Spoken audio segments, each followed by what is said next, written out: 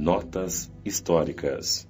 Para melhor compreendermos algumas passagens dos evangelhos, é necessário conhecer o valor de algumas palavras que são frequentemente empregadas e que caracterizam os costumes e as ideias da sociedade judaica daquela época. Essas palavras, não tendo para nós o mesmo sentido, foram muitas vezes mal interpretadas e por isso mesmo geraram algumas incertezas. A compreensão exata de sua significação explica, além disso, o sentido verdadeiro de alguns ensinamentos de Jesus, que parecem estranhos no primeiro momento. Samaritanos. Após a separação das 10 tribos, Samaria passou a ser a capital do reino que se tornou independente de Israel. Destruída e reconstruída muitas vezes, ela foi, sob o Império Romano, a sede política de Samaria, uma das 4 divisões da Palestina. Herodes, chamado Grande, embelezou-a com suntuosos monumentos e, para agradar a Augusto, imperador romano, deu-lhe o nome de Augusta, em grego, Sebasté. Os samaritanos estiveram quase sempre em guerra com os reis de Judá. Uma aversão profunda que datava da separação eternizou-se entre os dois povos, que deixaram de lado todas as relações de amizade e convivência. Os samaritanos, para tornar a separação mais profunda e não ter de ir a Jerusalém para a celebração das festas religiosas, construíram um templo particular e adotaram algumas reformas. Eles só admitiam o Pentateuco, contendo a lei de Moisés, e rejeitavam todos os demais livros que lhe foram anexados posteriormente. Seus livros sagrados eram escritos em caracteres hebraicos, da mais alta antiguidade. Aos olhos dos judeus ortodoxos, eles eram heréticos e, por isso mesmo, desprezados, amaldiçoados e perseguidos. A rivalidade entre as duas nações tinha, pois, como único princípio a divergência das opiniões religiosas, embora suas crenças tivessem as mesmas origens. Eles eram os protestantes daquela época. Ainda hoje se encontram samaritanos em algumas regiões do Oriente, especialmente em Nablus e Jaffa. Seguem as leis de Moisés com mais rigor que os outros judeus e só celebram casamentos entre si. Nazarenos. Nome dado na antiga lei aos judeus que faziam votos por toda a vida, ou apenas por um certo tempo, de conservar-se em pureza perfeita. Eles adotavam a castidade, a abstinência de bebidas alcoólicas e a conservação de sua cabeleira. Sansão, Samuel e João Batista eram nazarenos. Mais tarde, os judeus deram esse nome aos primeiros cristãos por causa de Jesus de Nazaré. Esse também foi o nome de uma seita herética dos primeiros séculos da era cristã, semelhante à dos ebionitas, dos quais adotavam alguns princípios. Misturava as práticas das leis de Moisés aos dogmas cristãos. Essa seita desapareceu no IV século. Publicanos. Eram chamados desse modo na antiga Roma, os cobradores das taxas públicas, encarregados da cobrança de impostos e das rendas de toda espécie, seja na própria Roma, seja nas outras partes do império. Assemelhavam-se aos cobradores de impostos gerais e aos contratantes do antigo regime na França e aos que ainda existem em algumas regiões. Os riscos que corriam faziam com que se fechassem os olhos diante das riquezas que muitas vezes conseguiam e que para muitos dentre eles eram produto de cobranças e benefícios escandalosos. O nome publicano se estendeu mais tarde a todos os que lidavam com dinheiro público e aos agentes subalternos. Hoje, essa palavra tem um sentido de ofensa para designar os financistas e os agentes de negócios pouco escrupulosos. Disse algumas vezes, ávido como publicano, rico como publicano, referindo-se a uma fortuna de origem duvidosa. Na época da dominação romana, uma das maiores dificuldades que os judeus tiveram foi de aceitar um imposto, o que mais causava irritação entre eles. Daí resultaram muitas revoltas e o assunto tornou-se uma questão religiosa, pois o encaravam como sendo contrário à lei. Formou-se, então, um partido poderoso à frente do qual estava um certo Judas, conhecido como Gaulonita, que tinha por princípio o não pagamento do imposto. Os judeus tinham, portanto, horror a essa cobrança e a todos os que eram encarregados de recebê-la. Daí sua aversão aos publicanos de todos os lugares, entre os quais podíamos encontrar pessoas muito estimadas, mas que, em razão de suas funções, eram desprezadas, assim como os que tinham relações com eles eram considerados na mesma desaprovação. Os judeus distintos acreditavam se comprometer se tivessem relações de intimidade com eles. Peageiros eram os cobradores de baixa categoria encarregados principalmente da cobrança dos pedágios nas entradas das cidades. Suas funções assemelhavam-se à dos alfandegários e à dos cobradores de taxas sobre mercadorias. Sofriam a reprovação dirigida aos publicanos em geral. É por esta razão que no Evangelho encontra-se frequentemente o nome de publicano, associado ao de pessoa de má vida. Esta classificação não se referia às pessoas devassas ou aos vagabundos. Era um termo de menosprezo, sinônimo de pessoas de má companhia, indignas de se relacionar com pessoas de bem. Fariseus, do hebraico parashi, divisão, separação. A tradição constituía uma parte importante da teologia judaica. Consistia na reunião das sucessivas interpretações dadas sobre o significado das Escrituras e que haviam se tornado artigos de dogma.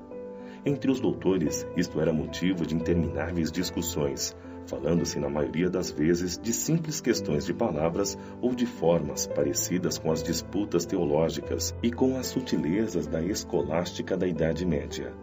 Surgiram daí diferentes seitas, e cada uma pretendia ter a exclusividade da verdade, e como quase sempre acontece, detestando-se cordialmente umas às outras. Entre estas seitas, a mais influente era a dos fariseus, que teve por chefe Hilel, doutor judeu nascido na Babilônia, fundador de uma escola célebre, onde se ensinava que a fé só era dada pelas Escrituras. Sua origem remonta ao ano de 180 ou 200 a.C. Os fariseus foram perseguidos em diversas épocas, notadamente sob os domínios de Hircânio, sumo pontífice e rei dos judeus, Aristóbulo e Alexandre, reis da Síria. Entretanto, este último, tendo devolvido suas honras e seus bens, fez com que eles retomassem o poder, conservando-o até a ruína de Jerusalém no ano 70 da era cristã, época em que os fariseus desapareceram em consequência da dispersão do povo israelita.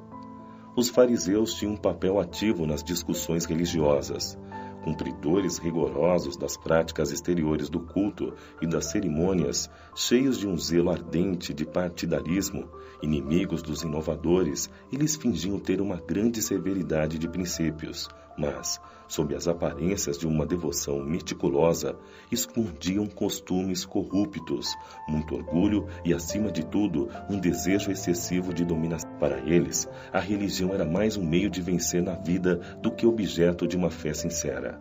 Possuíam apenas a aparência e a ostentação de virtude, mas naquela época exerciam uma grande influência sobre o povo, aos olhos do qual passavam por santos personagens. Eis porque eram muito poderosos em Jerusalém. Acreditavam, ou pelo menos diziam acreditar, na providência, na imortalidade da alma, na eternidade das penas e na ressurreição dos mortos. Jesus, que acima de tudo ensinava a simplicidade e as qualidades do coração, que preferia da lei o espírito que vivifica a letra que mata, esforçou-se durante toda a sua missão em desmascarar essa hipocrisia e criou, consequentemente, inimigos enfurecidos entre eles, razão pela qual se uniram os príncipes dos sacerdotes para amotinar o povo contra ele e crucificá-lo. Escribas, nome dado a princípio aos secretários dos reis de Judá e a certos encarregados, gerenciadores dos exércitos judeus. Mais tarde, essa designação foi aplicada especialmente aos doutores, que ensinavam a lei de Moisés e a interpretavam para o povo. Eles tinham ideias comuns com os fariseus, com os quais compartilhavam os mesmos princípios e antipatia contra os inovadores. Eis porque Jesus os coloca na mesma reprovação. Sinagoga, do grego sunagogue, reunião, congregação. Havia apenas um único templo na Judéia, o de Salomão, em Jerusalém, onde se celebravam as grandes cerimônias do culto. Os judeus se dirigiam a ele todos os anos em peregrinação para as principais festas, como a da Páscoa, a da Consagração e a dos Tabernáculos. Foi nessas ocasiões que Jesus fez diversas viagens a Jerusalém. As outras cidades não possuíam um único templo, mas sim sinagogas, edifícios onde os judeus se recolhiam nos dias de sábado para fazer orações públicas sob a direção dos anciões, dos escribas ou dos doutores da lei. Ali também se faziam as leituras dos livros sagrados, seguidas de explicações e comentários, cuja participação era aberta a todos. Foi por isso que Jesus, sem ser sacerdote, ensinava nas sinagogas nos dias de sábado.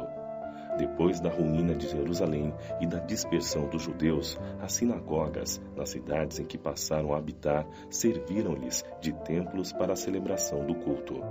Saduceus. Seita judia que se formou por volta do ano 248 a.C., assim foi chamada devido a Sadoc, seu fundador. Os saduceus não acreditavam nem na imortalidade da alma, nem na ressurreição, nem nos bons e maus anjos. Contudo, acreditavam em Deus, mas não esperavam nada depois da morte, apenas o serviam tendo em vista recompensas temporais, ao que acreditavam se limitar sua providência. A satisfação dos sentidos era para eles o objetivo essencial da vida. Quanto às escrituras, baseavam-se no texto da antiga lei, não admitindo nem a tradição, nem qualquer outra interpretação. Colocavam as boas obras e a execução pura e simples da lei acima das práticas exteriores do culto. Eram, como podemos ver, os materialistas, os deístas e os sensualistas da época. Esta seita era pouco numerosa, mas contava com personagens importantes e tornou-se um partido político constantemente em oposição aos fariseus. Essênios, ou Esseus. Seita judia fundada por volta do ano 150 a.C., no tempo dos Macabeus, e cujos membros habitavam uma espécie de mosteiro, formando uma associação moral e religiosa. Distinguiam-se pelos costumes suaves e virtudes rigorosas. Ensinavam o amor a Deus e ao próximo, a imortalidade da alma, e acreditavam na ressurreição. Não se casavam, condenavam a escravidão e a guerra, tinham bens em comum e se dedicavam à agricultura.